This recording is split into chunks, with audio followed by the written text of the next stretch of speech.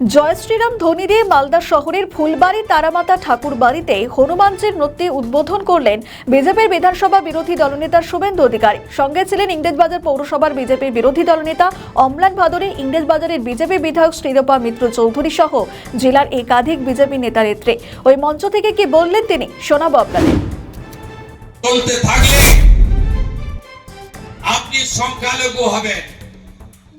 উত্তর দিনাজপুরে সংখ্যালঘু হয়ে গেছেন 51-49, মালদা হওয়ার পথে মুর্শিদাবাদে অলরেডি হয়ে গেছেন। তাই ভরতপুরের এমএলএ বলে আমরা 70, ওরা 30, ভাগীরথীতে ভাসিয়ে দেব। তারপরেও কেশাগ্রকে স্পর্শ করে না। সম্প্রতি বলেছেন ওটা আমার কথা ছিল না, আমার নেত্রী বলেছিল বলতে। যাক, সত্যি কথা বলেছেন। ঐক্যবদ্ধ থাকুন। আমাদের বাড়ির ছেলে মেয়েদের ভারতীয় সনাতন সংস্কৃতি শেখান। একাদশী, পূর্ণিমা, অমাবস্যা পালন করতে বলুন। অন্তত ধর্মীয় অনুষ্ঠানে ধুতি পরে কাছা দিয়ে যেতে বলুন। গায়ত্রীটা করুন স্নানের পরে। বাড়িতে বাড়িতে তুলসী মঞ্চ স্থাপন করুন। শাঁখ বাজানোর অভ্যাস, দীপদান করার অভ্যাস ফিরিয়ে আনুন।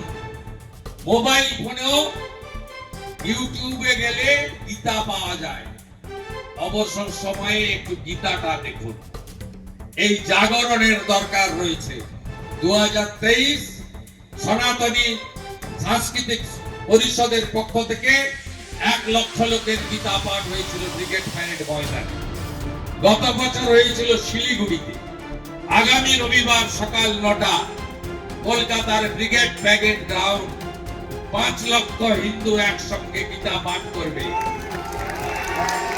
উপস্থিত থাকবেন কুরুক্ষেত্র থেকে জ্ঞানানন্দ মহারাজ, উপস্থিত থাকবেন দিদিমা সাধ্বী রিদাম মারা, রাম মন্দির নির্মাণের আন্দোলনের অন্যতম মুখ।